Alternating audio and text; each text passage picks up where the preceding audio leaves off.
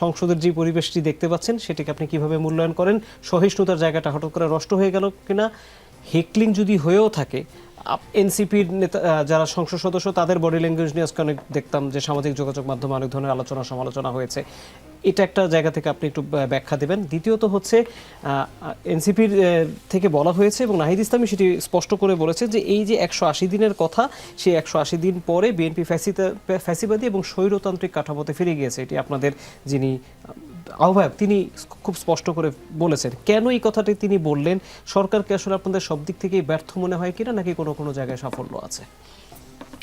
জি, সরকারের আসলে আমার যেটা মনে হয় আর কি, আমি আমার ব্যক্তিগত দিক থেকে বলি যে সরকারের অ্যাপ্রোচে কিছুটা পরিবর্তন এসেছে, পজিটিভ অ্যাপ্রোচ, সেই দিকে সাফল্য আছে।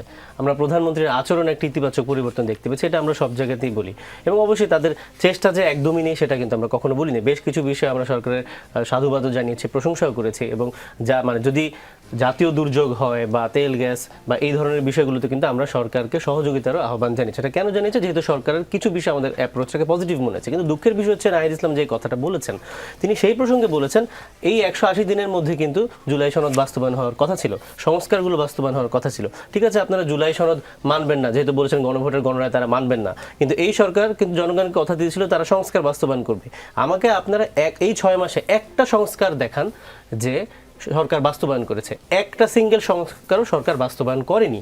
এটা হচ্ছে সবচেয়ে বড় দুঃখের বিষয়। তো এই কারণে নাহিদ ইসলাম এইটা বলেছেন। কারণ আমরা কিন্তু আগে থেকেই বলছি জুলাই সনদ সেটি কিন্তু স্বৈরতান্ত্রিক কাঠামো বা ফ্যাসিবাদী রাষ্ট্র কাঠামো ভাঙার জন্য এই জুলাই সনদটা তৈরি করা হয়েছে। এবং জুলাই সনদ যদি গণভোটের গণরায়কে মেনে বাস্তবায়ন করা হয় তাহলে ফ্যাসিবাদী রাষ্ট্র কাঠামো থাকবে না।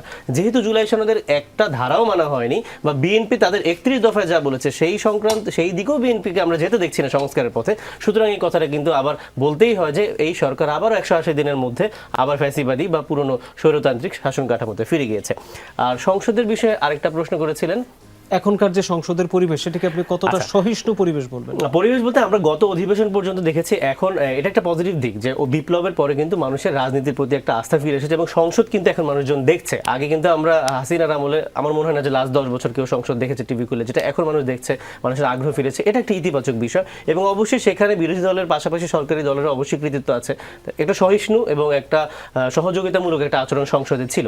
তো এই অধিবেশনও যে থাকবে না এটা আসলে এখনই বলা যাবে না, বা এখনই আমরা মনে করছি না যে এই সংসদ ব্যর্থ। হ্যাঁ, আজকে একটা হেকলিং হয়েছে, আজকে আরো কিছু কারণে যেহেতু গুম প্রতিরোধ সংক্রান্ত আইন একটা উঠেছে সংসদে, জাতীয় মানবাধিকার কমিশন সংক্রান্ত আইন উঠেছে, এগুলো নিয়ে কিন্তু আমরা এই সংসদে এই আইনগুলো আসার আগে থেকেই আমাদের উদ্বিগ্নতা জানিয়েছি যে যেই ধারায় আমাদের অবজেকশন আছে, বিশেষ করে যে গুম এবং মানবাধিকার লঙ্ঘনের যে বিষয়গুলো, এগুলো যেহেতু তাদের মানে সরকারের বাহিনীর হাতেই তদন্তের ক্ষমতা দেওয়া হয়েছে, এইটাকে কিন্তু আমরা প্রবলভাবে প্রতিবাদ জানিয়েছি যে এই আইনটা যদি এভাবে পাশ করা হয় তাহলে আসলে এই আইনের কোনো মানে থাকে না। এবং অন্তর্বর্তীকালীন সরকার যে আইনটা করে গিয়েছিল সেখান থেকে যদি সরে আসা হয় তাহলে সেই পুরনো ফ্যাসিবাদী বা স্বৈরতান্ত্রিক কাঠামোতে এই আইনগুলোও ফিরে যাচ্ছে। এই কারণেই কিন্তু সংসদে আসলে আজকের দিনে সংসদে ওয়াকআউট না করে আমার মনে হয় না বিরোধী দলের আর কোনো উপায় ছিল। সাথে আমি 30 সেকেন্ড আর একটা উত্তর দিয়ে নিই যে যখন আমার শ্রদ্ধেয় বড় ভাই বলছিলেন আর কি, যে যখন বিএনপি বলে জামায়াতকে নিয়ে যে 96, 47, 71 কথা, এটা আমার খুব হাস্যকর লাগে আর কি। কারণ বিএনপি কিন্তু জামায়াতের সাথে 2001 সালে জোট করেছিল, এটা খুবই পুরানো কথা। কিন্তু বিএনপি বারবার এখনো তাদেরকে জামায়াতকে নিয়ে যে পুরনো খোঁচাগুলো দেয়, এটা জামায়াতের এমপি থাকলে তিনি হয়তো বলতে পারতেন। বিএনপি কিভাবে এটা আমি বুঝি না আর কি, যে তারাই যেখানে জোট করে দেখিয়ে দিল যে জামায়াতের সাথে জোট করে ক্ষমতায় যাওয়া যায় এবং রাজনীতি করা যায়, তাহলে তারা কিভাবে একই কথার গীত গেয়ে যাচ্ছেন, এটা আমার কখনোই বোধগম্য হয় না।